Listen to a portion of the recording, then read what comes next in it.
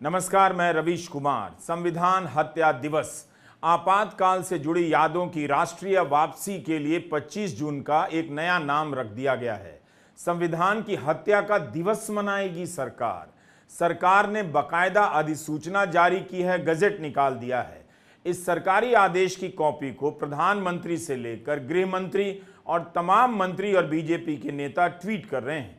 इसमें संविधान हत्या दिवस देवनागरी में लिखी है, मगर अंग्रेजी में रोमन में संविधान हत्या दिवस लिखा है। अंग्रेजी का कोई नाम नहीं है।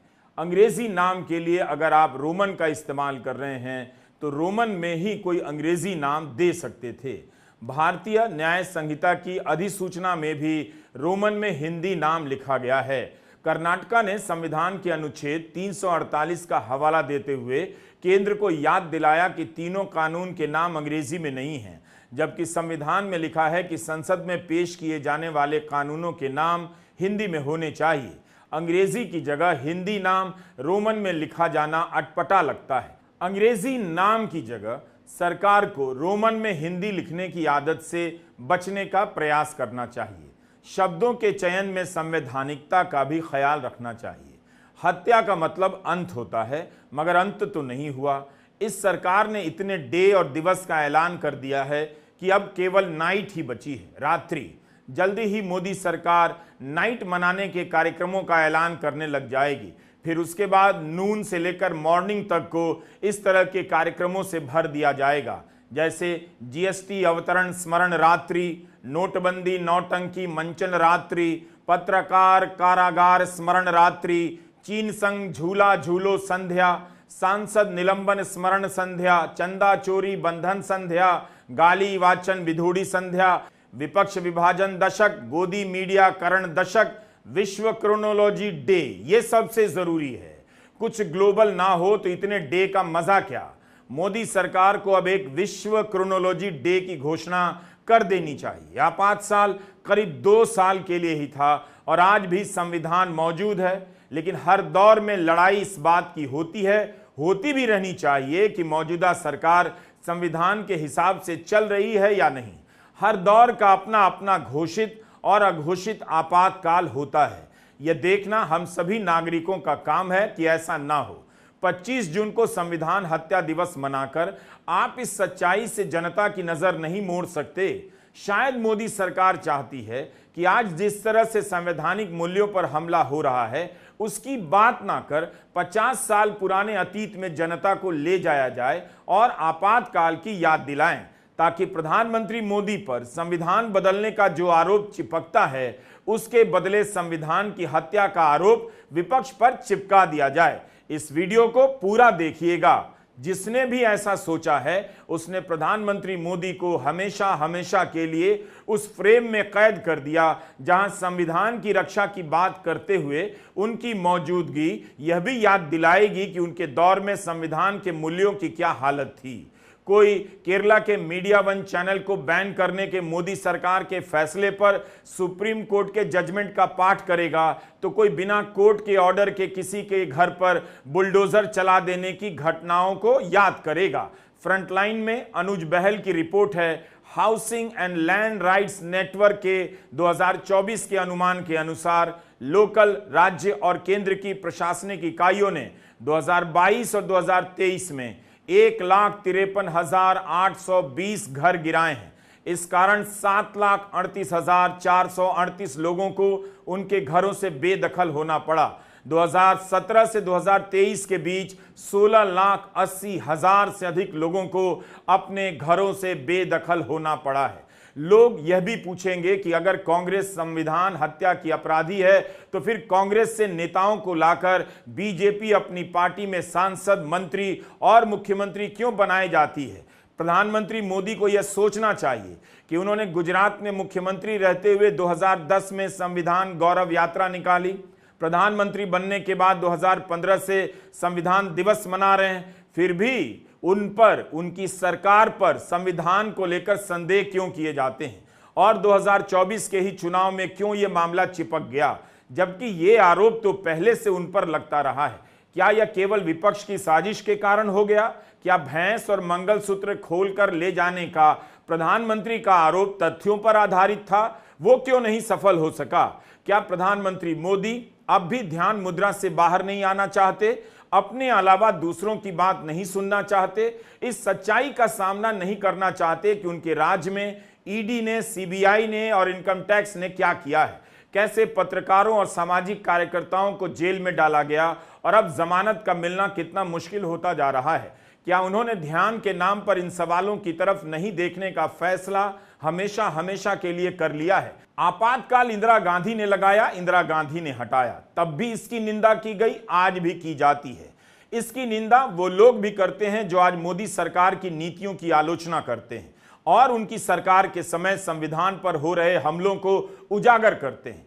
आपातकाल में जो जेल गए उनमें से कुछ आज मोदी के साथ हैं, तो उनमें से कई आज मोदी के अघोषित आपातकाल से संघर्ष कर रहे हैं। बीजेपी को बताना चाहिए कि कैलाश विजयवर्गीय को यह क्यों कहना पड़ा कि कमलनाथ और उनके बेटे नकुलनाथ को बीजेपी में नहीं लिया जा रहा है, क्योंकि राज्य की इकाई विरोध कर रही थी। जिस कमलनाथ पर सिख दंगों से लेकर आपातकाल में सक्रिय होने के आरोप लगते हैं, उन्हें बीजेपी में किसके कहने पर लिया जा रहा था? इन बातों को अनदेखा नहीं किया जा सकता कि 1977 में आपातकाल वापस लेने और चुनाव कराने की घोषणा हुई तो जेल में बंद सभी विपक्ष के नेताओं को छोड़ दिया गया।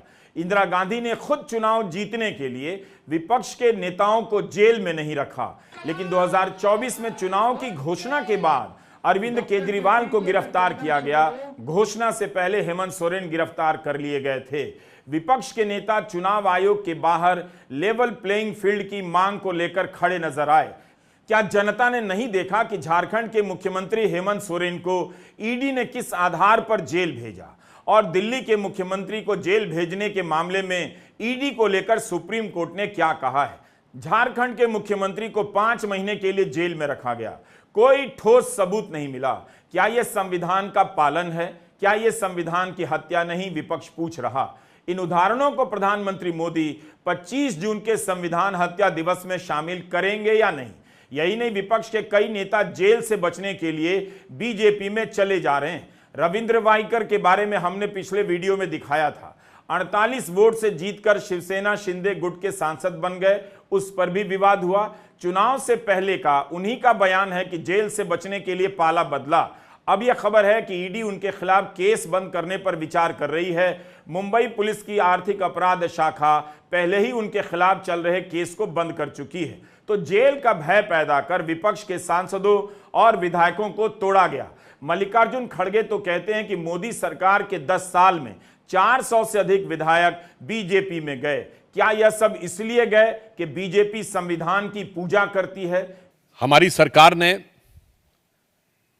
जब से संविधान हत्या दिवस मनाने का निर्णय लिया है, तो संविधान की रक्षा का स्वांग रचने वाले बहुरूपियों के हृदय में बड़ी वेदना शुरू हो गई है। और वो ये कह रहे हैं कि 50 साल पुरानी बात की आवश्यकता क्यों है।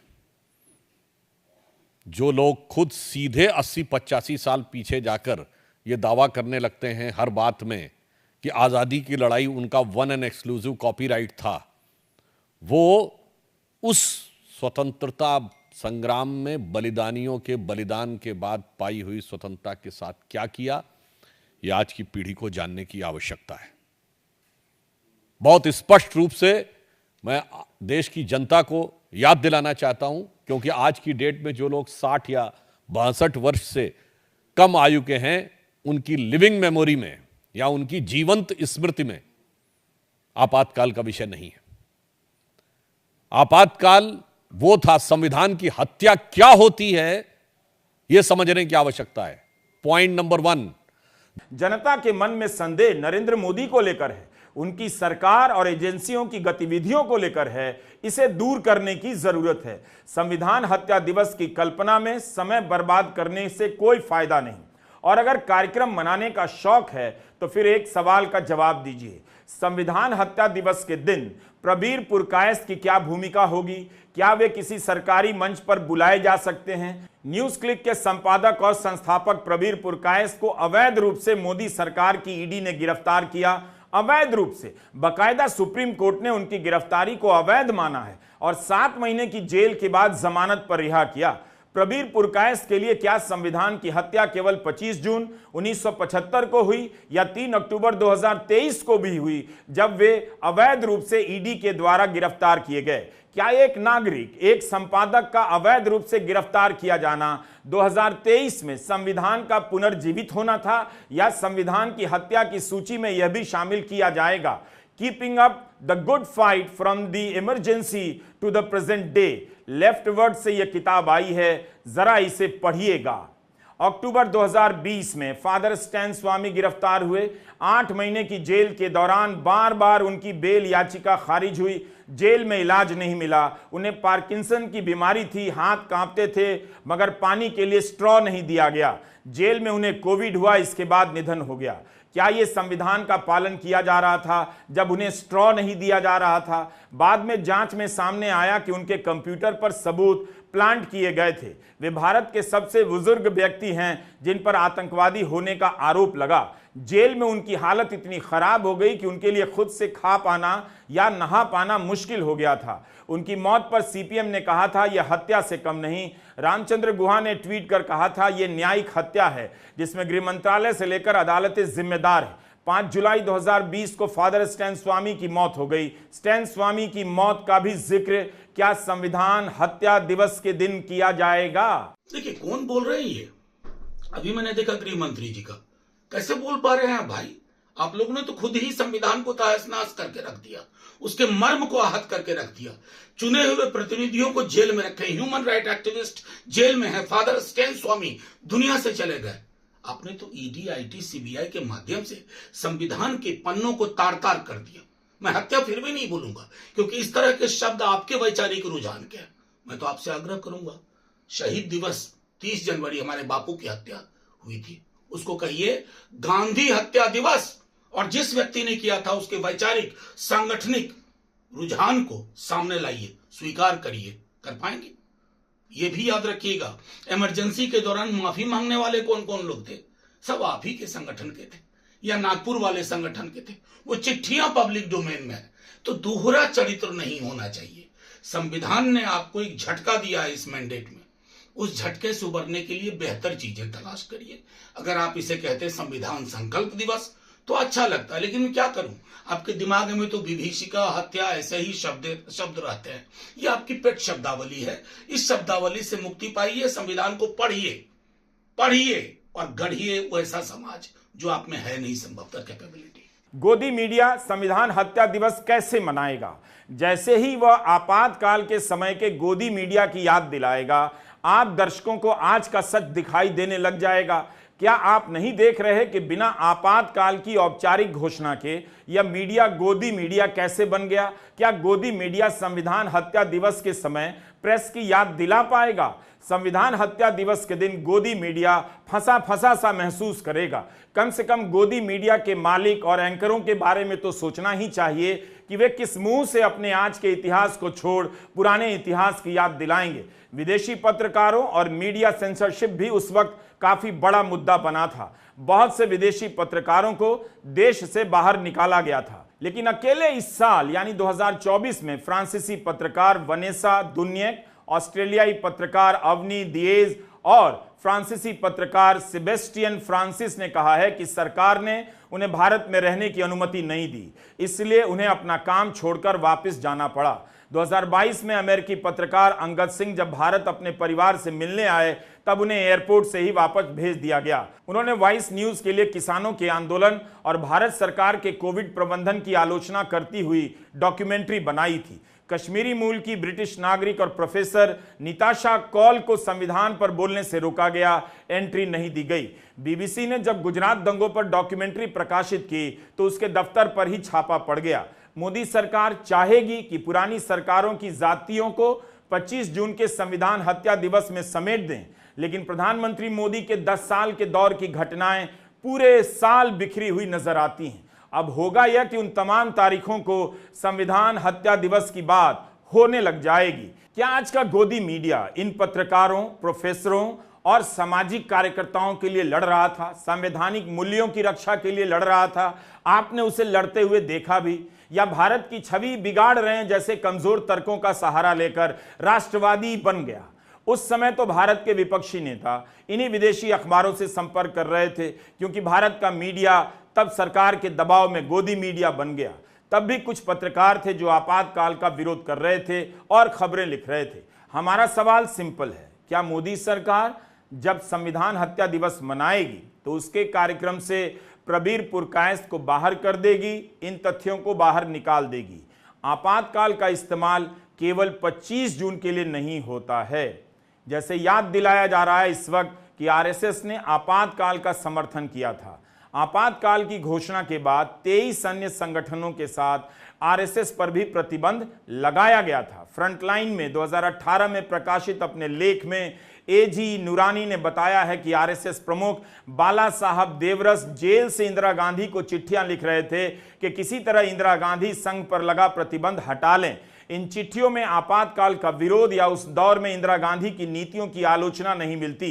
जब इंदिरा गांधी की ओर से कोई जवाब नहीं मिला तो बाला साहब देवरस ने विनोबा भावे को चिट्ठी लिखी। विनोबा भावे इंदिरा गांधी से मिलने वाले थे। उसके पहले लिखी चिट्ठी में देवरस ने लिखा कि अगर इंदिरा गांधी आरएसएस के स्वयं सेवकों को मुक्त कर संघ से प्रतिबंध हटा लेती हैं तो ऐसे में संघ के कार्यकर्ता सरकार के कार्यक्रमों में भागीदारी कर प्रधानमंत्री की अगुवाई में देश के विकास का हिस्सा बनेंगे। एजी नूरानी लिखते हैं कि इस बात के भी प्रमाण हैं कि कैद में रहे कई आरएसएस कार्यकर्ता ऐसे सरकारी हलफनामे पर हस्ताक्षर कर जेल से बाहर आए जिसमें बाहर निकलकर सरकारी नीतियों का विरोध न करने का वादा था। संघ के समर्थक इन चिट्ठियों को देवरस की रणनीति बताते हैं कि वे संघ के कार्यकर्ताओं और संगठन को बचाने के लिए ऐसा कर रहे थे। देवरस की चिट्ठियों का संदर्भ डीआर गोयल की किताब से है। यह किताब राधा कृष्ण प्रकाशन से छपी है। शीर्षक है राष्ट्रीय स्वयं सेवक संघ। वैसे योगेंद्र यादव अपने एक पुराने ट्वीट में खुद बाला साहब देवरस की किताब से इन चिट्ठियों का मसौदा पोस्ट कर चुके हैं। ज्ञान प्रकाश की किताबों में भी इनका हवाला मिलता है। संविधान हत्या दिवस के दिन आरएसएस की इन चिट्ठियों को कहां कहां रखा जाएगा, कहां कहां प्रदर्शन होगा? क्या प्रधानमंत्री मोदी इनका पाठ करेंगे कि कैसे बड़े बड़े संगठन सरकार की ताकत के आगे झुक गए, या गोदी चैनलों पर इन पत्रों को दिखाया जाएगा? आरएसएस के बारे में आईबी के खुफिया विभाग के पूर्व चीफ टीवी राजेश्वर ने ऑन रिकॉर्ड कहा है कि संघ ने आपातकाल का समर्थन किया था। इंडिया टुडे के लिए करण थापर द्वारा किया गया उनका एक पुराना इंटरव्यू इन दिनों वायरल हो रहा है। 18 जनवरी 1977 को इंदिरा गांधी ने रेडियो पर आकर घोषणा की कि उन्होंने राष्ट्रपति से लोकसभा भंग करने और नए चुनाव कराने की सिफारिश कर दी है। मार्च में चुनाव हुए और आपातकाल खत्म हो गया। ज्ञान प्रकाश ने अपनी किताब में लिखा है कि उस संबोधन में उन्होंने आपातकाल को सही ठहराने का भी प्रयास किया और कहा कि हिंसा, अनुशासनहीनता और सरकार के खिलाफ खुलेआम विद्रोह के आह्वान ने उन्हें यह असाधारण कदम उठाने के लिए मजबूर किया था। लेकिन अब जब अर्थव्यवस्था पटरी पर लौट आई है, अनुशासन बहाल हो गया है और सामाजिक प्रगति की राह में आने वाली बाधाओं को दूर करने के लिए संविधान में उचित संशोधन कर दिया गया है, तो अब समय आ गया है कि संसद और सरकार को वापस लोगों के पास जाना चाहिए और उनकी मंजूरी हासिल करनी चाहिए। 24 जनवरी 1978 को महाराष्ट्र के यवतमाल की एक सार्वजनिक सभा में इंदिरा गांधी ने आपातकाल की जिम्मेदारी ली और इसके लिए माफी मांगी। उन्होंने कहा कि वे आपातकाल के दौरान हुई तमाम गलतियों और अतियों की जिम्मेदारी लेती हैं। इंडियन एक्सप्रेस में यह खबर छपी थी। यवतमाल के भाषण में इंदिरा गांधी ने यह भी कहा कि वे उन लोगों की ओर से भी जिम्मेदारी ले रही हैं जो उन गलतियों में शामिल थे लेकिन अब जिम्मेदारी से भाग रहे हैं। नोटबंदी में लाखों उद्योग बर्बाद हो गए। रिसर्च के अनुसार 56 लाख से लेकर 1.5 करोड़ लोगों की नौकरी चली गई। क्या इसके लिए कभी नरेंद्र मोदी ने माफी मांगी? इलेक्टोरल बॉन्ड को सुप्रीम कोर्ट ने रद्द कर दिया, यह कहते हुए कि यह नागरिकों के जानने और सूचना के अधिकार के विरुद्ध है। संवैधानिक अधिकार की भावना के खिलाफ बहुमत के दम पर कानून पास कराने के लिए क्या प्रधानमंत्री नरेंद्र मोदी ने माफी मांगी? संविधान हत्या दिवस कुछ और नहीं बल्कि विपक्ष से टकराव लेते रहने का तरीका लगता है। द हिंदू अखबार में सोनिया गांधी ने एक लेख लिखा और इसी की तरफ इशारा किया कि प्रधानमंत्री मोदी आम सहमति के महत्व का उपदेश तो देते हैं लेकिन टकराव को ही अहमियत देते हैं। इस लेख में आपातकाल का जिक्र करते हुए सोनिया गांधी ने लिखा है, दरअसल यह ऐतिहासिक तथ्य है कि मार्च 1977 में देश के लोगों ने इमरजेंसी पर स्पष्ट जनादेश दिया था, जिसे निसंकोच और सदाशयता से स्वीकार किया गया। यह भी तथ्य है और इतिहास में दर्ज है कि 3 साल बाद ही उस पार्टी की सत्ता में वापसी हुई थी, जिसे देश ने खारिज कर दिया था, वह भी ऐसे बहुमत के साथ जिसे श्री मोदी और उनकी पार्टी कभी हासिल नहीं कर पाए। संसद की सुरक्षा में हुई निंदनीय चूक पर चर्चा की वैध मांग कर रहे 146 सांसदों का बेहद अटपटा और अभूतपूर्व निलंबन स्पष्ट रूप से यह सुनिश्चित करने का एक तरीका था कि बिना किसी चर्चा के 3 ऐसे आपराधिक न्याय कानून पारित किए जा सकें जिनके दूरगामी परिणाम होंगे। तो यह सब सोनिया गांधी ने लिखा। राहुल गांधी ने मार्च 2021 में कह दिया था कि आपातकाल पूरी तरह से गलती थी, मगर किसी भी समय पर कांग्रेस ने देश की संस्थाओं पर कब्जा करने की कोशिश नहीं की। आरएसएस ने भारत की संस्थाओं में अपने लोगों को भर दिया है। हम चुनाव जीत जाएं तो भी उनके वफादार लोग वहां मौजूद होंगे। अमेरिका की कॉर्नेल यूनिवर्सिटी में अर्थशास्त्री कौशिक बसु से बातचीत करते हुए राहुल गांधी ने यह बात कही थी। कांग्रेस के अध्यक्ष मल्लिकार्जुन खड़गे ने तो प्रधानमंत्री मोदी को लंबा पत्र लिखा है, ट्विटर पर मौजूद है। इसमें लिखा है, पिछले 10 वर्षों में आपकी सरकार ने हर दिन संविधान हत्या दिवस ही तो मनाया है। कांग्रेस महासचिव जयराम रमेश ने अपने ट्वीट में लिखा है कि नॉन बायोलॉजिकल प्रधानमंत्री एक बार फिर हिपोक्रेसी से भरा एक हेडलाइन बनाने का प्रयास कर रहे हैं, लेकिन भारत के लोगों से 4 जून 2024, जिसे इतिहास में मोदी मुक्ति दिवस के नाम से जाना जाएगा, 2024 को मिली निर्णायक व्यक्तिगत, राजनीतिक और नैतिक हार से पहले उन्होंने 10 सालों तक अघोषित आपातकाल लगा रखा था।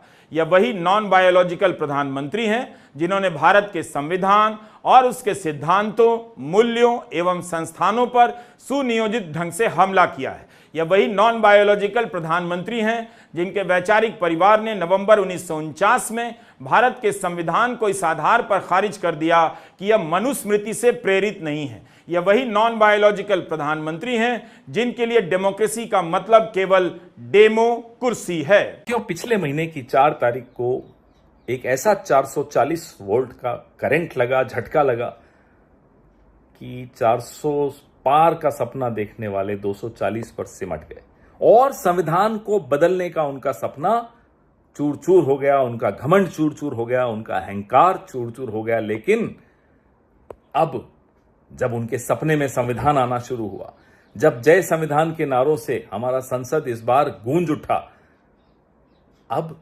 संविधान हत्या दिवस की बात हो रही है। संविधान हत्या दिवस, ये शब्द भारत सरकार की गैजेट नोटिफिकेशन में, आप समझिए उनकी नीयत, आप समझिए उनकी मानसिकता जो इस तरह का शब्द ला सकते हैं। आप राजनीतिक रूप से इस शब्द का इस्तेमाल करिए, कोई दिक्कत नहीं। भारत सरकार की गैजेट नोटिफिकेशन में संविधान हत्या का शब्द वही लोग ला सकते हैं जो संविधान की हत्या करना चाहते हैं। जिस दौर की ये बात कर रहे हैं उस दौर में भी संविधान स्थगित हुआ था, 19 महीने के लिए स्थगित हुआ था। लेकिन जो पिछले 10 साल का दौर है, डेथ बाय 1000 कट्स, रोज आपने संविधान की हत्या करने की साजिश की। कभी दलितों को प्रताड़ित करके, कभी आदिवासियों से जमीन छीनकर, कभी बलात्कारियों को फूल मालाएं पहनाकर।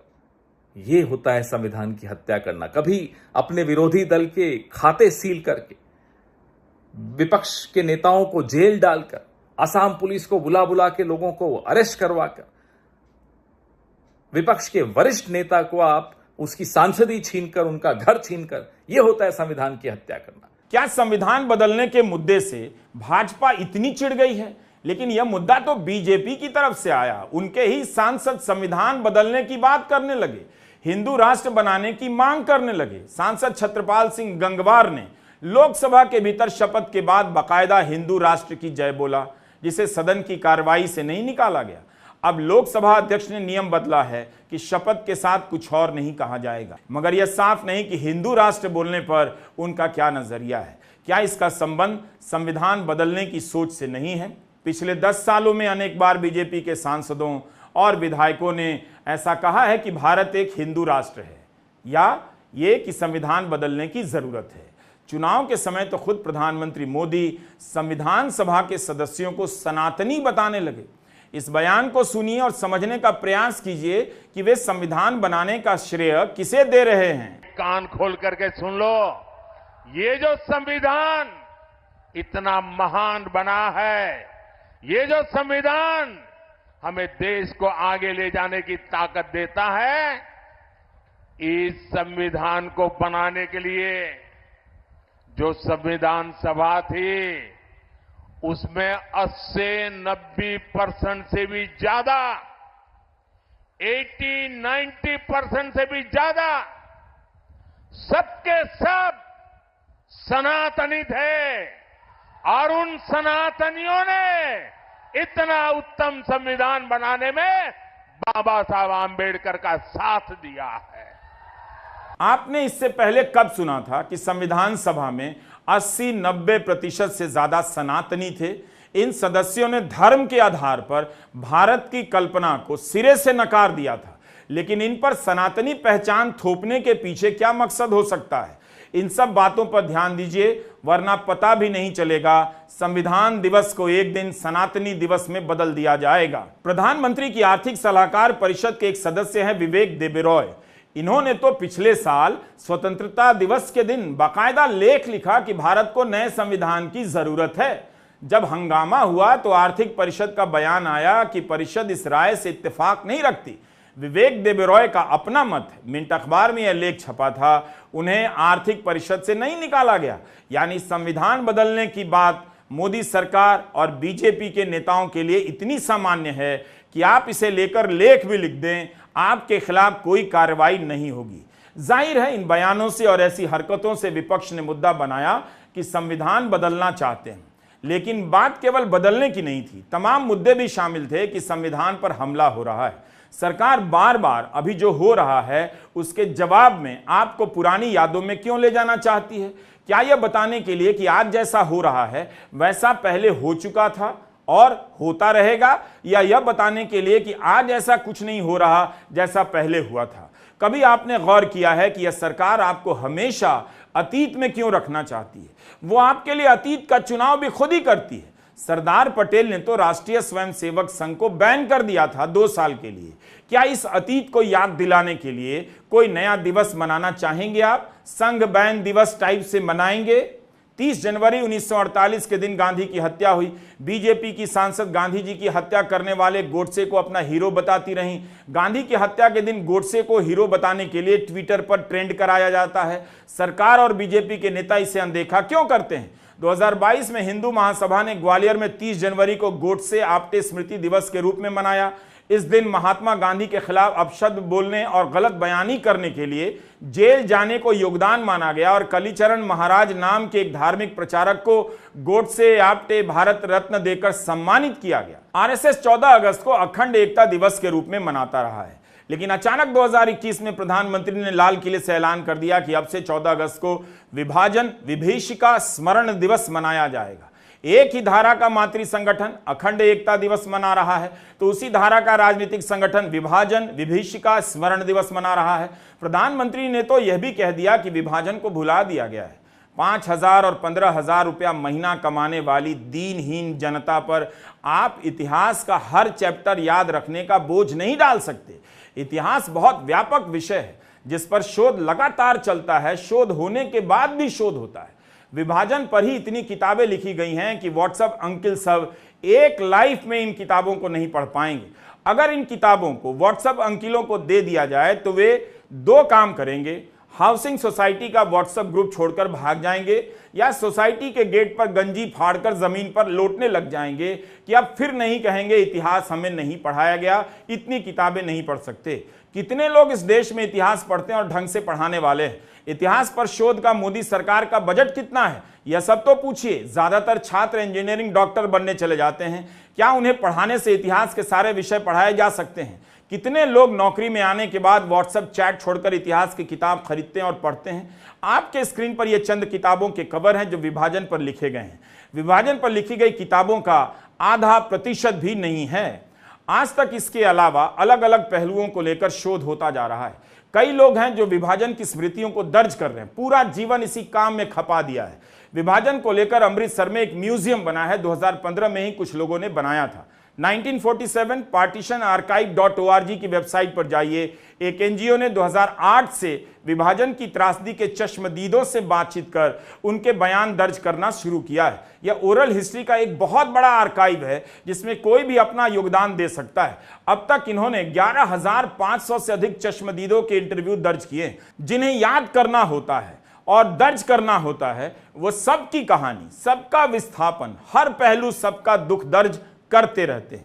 तो अगर आप चाहें तो बिल्कुल आपातकाल को याद कर सकते हैं, लेकिन उस याद का मकसद क्या है, उसका तरीका क्या है? क्या इस तरह से याद किया जाएगा? क्या मोदी सरकार अपने 10 साल का रिकॉर्ड छिपा सकती है? उस पर पर्दा डालने के लिए दिवस और म्यूजियम काफी नहीं। अब भारत सरकार 2022 से विभाजन विभीषिका स्मरण दिवस मना रही है। इसका क्या हासिल हुआ? मोदी सरकार ने 26 नवंबर 2020 को संविधान दिवस मनाना शुरू किया। स्कूलों में इस दिन संविधान की प्रस्तावना का पाठ किया जाता है, फोटो अपलोड करना होता है, ट्विटर पर टैग करना होता है। संसदीय कार्य मंत्रालय मनाता है। 2021 के साल की इस बारे में रिपोर्ट पढ़ रहा था, पता चला कि ऐसे दिवसों के पीछे ऊर्जा बर्बादी के अलावा कुछ और हासिल नहीं। रिपोर्ट में बताया गया है कि इस दिन #संविधान दिवस का उपयोग किया गया। संसदीय कार्य मंत्रालय के फेसबुक पेज, इंस्टा और ट्विटर पर टैग किया गया। संविधान की प्रस्तावना का ऑनलाइन पाठ हुआ। इसी से जुड़ी रिपोर्ट के पेज 17 पर एक आंकड़ा दिया गया है कि संसदीय कार्य मंत्रालय के 118 कर्मचारियों ने माननीय राष्ट्रपति के साथ प्रस्तावना को लाइव पढ़ा और प्रमाण पत्र डाउनलोड किया और प्रश्नोत्तरी में भाग लिया। डाउनलोड किया। क्या इस मंत्रालय में 118 कर्मचारी ही हैं? यही नहीं, केंद्र सरकार में 8-9 लाख कर्मचारी तो होंगे ही। लेकिन रिपोर्ट में लिखा है कि भारत सरकार के 43 तमाम मंत्रालयों और विभागों के 1 लाख से अधिक कर्मचारियों ने प्रस्तावना का पाठ, मगर प्रमाण पत्र डाउनलोड करने वालों की संख्या 29,484 ही रही। ये 2021 की रिपोर्ट है। कहती है कि 16 दिसंबर 2021 तक ये पढ़ा गया। लिखा है कि ट्विटर पर 16,000 इंप्रेशन प्राप्त हुए। इसे लोकप्रिय बताया गया है। संसदीय कार्य मंत्रालय के ट्विटर हैंडल पर क्या 16,000 इंप्रेशन यह बता सकता है कि कार्यक्रम लोकप्रिय है? सारी रिपोर्ट इन्हीं बातों से भरी है। कितना टैग हुआ, कितना डाउनलोड हुआ, इसके लिए संविधान दिवस मना रहे हैं। संविधान दिवस की लोकप्रियता का पैमाना यही है कि कितनों ने प्रमाण पत्र लिया, डाउनलोड किया। संविधान को लेकर पहले से ही 2 कार्यक्रम हैं। गणतंत्र दिवस लागू करने के लिए, संविधान दिवस संविधान को अंगीकार करने के लिए। अब संविधान हत्या दिवस मनाएंगे। संविधान को अंगीकार करने के दिवस का हाल आपने देख लिया, कैसे मनाया जाता है। यादों पर केवल सरकार का कब्जा नहीं होता। आप चाहे जितना मन करे सरकारी कार्यक्रम मना लीजिए, लेकिन उसके दायरे से बाहर जनता उसी दिवस को अलग रूप से याद करती है। जैसे अब गणतंत्र दिवस केवल सरकार का कार्यक्रम नहीं, बाजार का मेगा कार्यक्रम है। ये सभी 26 जनवरी के आसपास के लॉन्च होने वाले मेगा सेल के विज्ञापन हैं। इनमें संविधान की किताब मुश्किल से दिखेगी। कहीं कहीं मेगा सेल की ये हालत हो जाती है कि लोग सुबह सुबह ही मॉल में लाइन में लग जाते हैं ताकि किसी तरह प्रेशर कुकर पर 500 रुपए की छूट मिल जाए। महंगाई के इस मुश्किल दौर में सस्ता सामान पाना भी उनका अधिकार है। जिस समय महंगाई प्रचंड हो चुकी है उस पर बात नहीं, लेकिन लगता है मोदी सरकार अलग अलग कार्यक्रमों का मेगा सेल ऐलान करने में जुटी हुई है। कभी अमृतकाल चालू हो जाता है, कभी हत्या का दिवस मनाने लग जाते हैं। जो सरकार अमृतकाल मना रही है, यानी हर चीज अजर अमर है, वही सरकार हत्या का दिवस मना रही है। Do you get my point? यह वीडियो लंबा होना ही था। हालांकि संविधान और आपातकाल को लेकर ही कई वीडियो बन सकते हैं, कई लोगों ने बनाए हैं, किताबें भी हैं, लेकिन जिस तरह से सरकार ने संविधान हत्या दिवस का ऐलान किया है उससे लगता है कि वो अभी तक यह नहीं समझ पाई है कि लोगों ने क्यों इस मुद्दे को सही माना। उसे पत्रकारों, विपक्षी दलों के सांसदों को जेल भेजना बंद कर देना चाहिए। यूट्यूब चैनलों की तरफ देखना बंद कर देना चाहिए। उन्हें बंद करने की संभावना की तलाश बंद कर देनी चाहिए। 10 साल के दौरान जब भी मूल मुद्दों पर बहस का टाइम आया है, इसी तरह की थीम और थ्योरी लॉन्च कर दी जाती है। आप याद कीजिए, अदानी पूर्व एनडीटीवी के प्राइम टाइम में थीम एंड थ्योरी सरकार की बात करता था, बहसोत्पादन की बात करता था। इस देश में आर्थिक उत्पादन नहीं हो रहा, समय समय पर ऐसे मुद्दे लाकर बहस का उत्पादन हो रहा है। ऐसा लग रहा है कि पूरा देश इतिहास की कक्षा में ठेला जाएगा। 10 साल आपका कट गया, अगला 10 साल इसी तरह कटा तो अब भारत की सारी आबादी 2000 रुपए कमाने वालों की श्रेणी में आ जाएगी और हिस्ट्री की किताबें फेंक कर उसमें चिप ढूंढती रहेगी। आपातकाल के खतरों को जरूर याद किया जाना चाहिए। लेकिन इसलिए नहीं कि आज जो संवैधानिक मूल्यों पर खतरा है उसे अनदेखा करने के लिए। नमस्कार, मैं रवीश कुमार।